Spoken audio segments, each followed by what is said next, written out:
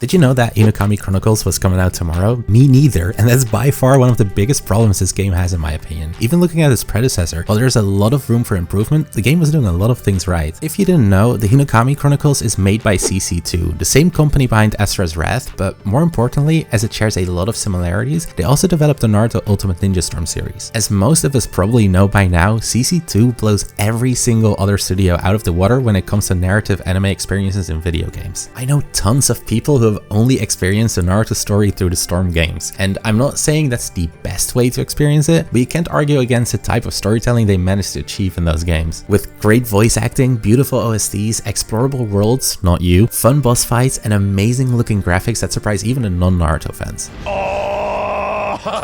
I'll even go as far as to say that Storm 3 might be my favorite anime game of all time. Fortunately, Hinokami Chronicles has been continuing the streak, though it has already made some questionable decisions, and that was before Storm Connections even came out. Let me explain. The first Hinokami game that they made, purely from an offline standpoint, was huge. Not in every aspect, considering the launch roster only consists of 18 characters excluding demons. Including demons, the launch roster stood at...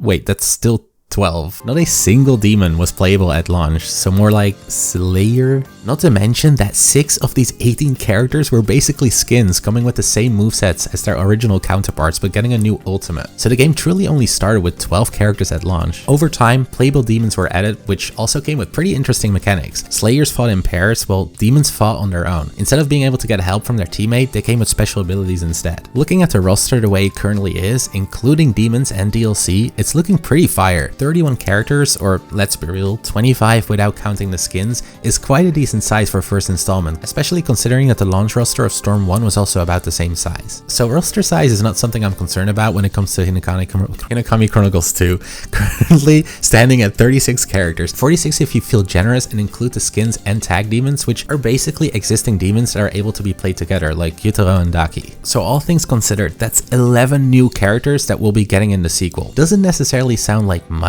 but they're also balancing every single old character that they're porting into this game from the first, like tweaking their movesets, giving them different combo routes, and even adding brand new ultimates and team ultimates, which, as is the standard for CC2, look beautiful.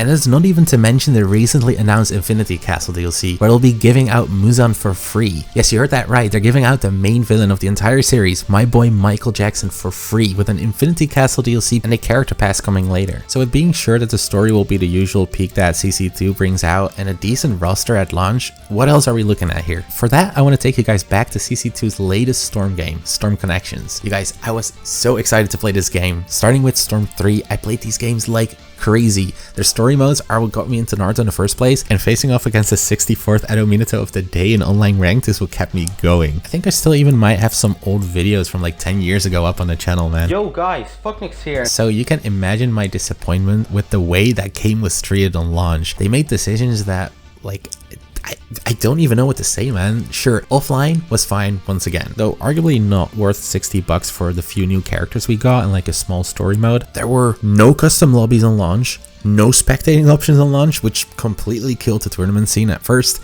and this is the really mind-blowing one. They removed the ability to invite your friends. Guys, what are we doing here? Like, why? This has always been a thing. It's the most basic feature anyone could ever ask for, and why would they ever take it out? It's beyond me. You cannot do this in a big 2025. It makes your game feel incomplete. Over time, we obviously got the option to invite your friends, but that's too little and too late. Now, I'm not assuming that this is going to be an issue with Hinokami 2, but you never know, right? If they're getting basic features like that from a game like Storm, and to be honest, my biggest worry for Demon Slayer sequel is the online mode. It is, after all, what keeps these games alive after the first few weeks, which, to be fair, that is completely fine on its own, because so many times I just see people complaining, oh, that game, about fighting games or anime games in general, and it's like, no shit. These types of games, in my opinion anyways, you play through the story, have fun with the hype moments, the animations, and then if you're an online type of person, you continue to have fun there, or otherwise you just stop playing unless you have some friends that you want to have fun with. You just boot up the game every once in a while someone's over, or you just want to have some online 1v1 matches in versus mode, and that is fine. It is normal that the player count is going down after a while. and especially when it comes to games like these. That said, I'll tell you my personal make or break for the longevity of this game. I oversaw something huge in the first one. I was so excited to play the story from beginning to end. I found my favorite character, which was Inosuke, by the way, and practiced for a good while before even touching the online modes. And oh my god, when I did and found out that it was locked at 30 FPS, bro, I never touched the game again until Hinokami 2 was revealed. I think Connections had this very same issue despite previous games supporting 60 FPS, so I couldn't believe it. Just why? Eventually Hinokami Chronicles added an update so you could play 60 FPS, but solely for player matches, so you still couldn't play ranked at 60 FPS. From my understanding, frame rate was tied to the game's mechanics, and a lot of other games used to do this too. For example, poisons were based on your frame rate, so every 10 frames or so you'd get X percentage of poison damage, meaning at 60 frames instead of 30, you'd be getting twice the damage because it's double the frames, which at face value makes it sound like it would make sense to keep the game locked at 30, right? If you don't consider that even fighting games which have the same reasoning are locked at 60 FPS. Now, since they added 60 FPS for online later, and considering everything we've seen so far, including ultimates which were locked at 30 FPS before, even in 60 FPS mode, I think it's safe to say that we'll get 60 FPS even in ranked this time around, at least for the next gen consoles and PC. But I'm still scared. This should not be a thing in 2025. None of these last few things that I mentioned should be, which also goes for crossplay, by the way,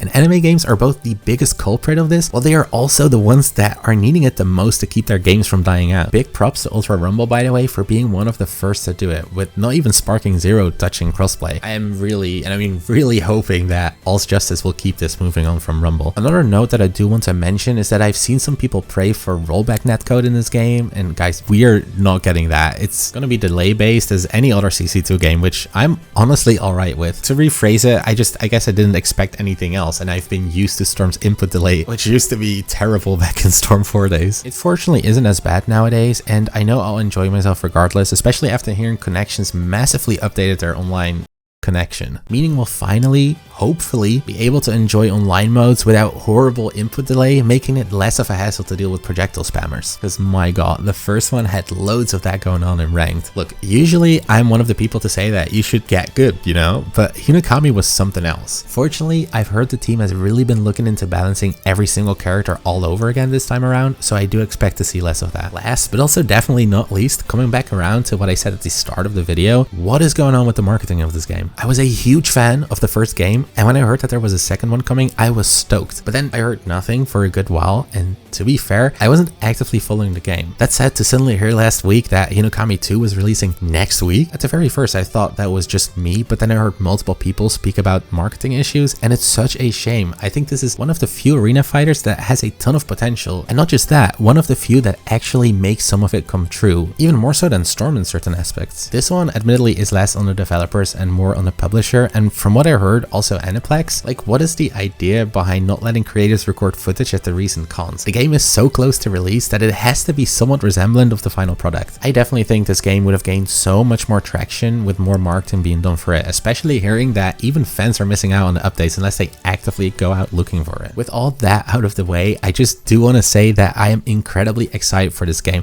It can potentially redeem all of the disappointment I felt with Storm Connections release. I have been waiting for such a long time. I just want another arena fighter like Storm that I can play online, and it really looks like Hinokami 2 might finally be it, especially looking at all the movement in the community and all the tournaments already being hosted, and I think it's such an awesome thing. It really brings me back to the times that Storm Revolution was being released, that Storm 4 got released, and with Connections being such a disappointment, Hinokami Chronicles 2 is kind of the thing that takes over for me at the moment, especially with the movie also coming out in like, what is it, a month, that I'm also really excited for. At the same time, it also makes me wonder whether or not this will be CC2's last Demon Slayer game, with the Infinity Castle chapters being added later down the line with like DLC, or somewhat like a full burst expansion like they did for Storm 3, or maybe they're planning to release a third eventually. What would you like to see? Definitely don't hesitate to talk about it and let me know in the comments down below. Aside from just Demon Slayer, Dragon Ball has also been doing super well lately. I've seen people argue Sparking Zero is dead, but I think it's a good thing to just stand still for a second and realize just how lucky we Dragon Ball fans are with everything releasing currently. If you're wondering what exactly I'm talking about here, make sure to check out the video on the screen right now.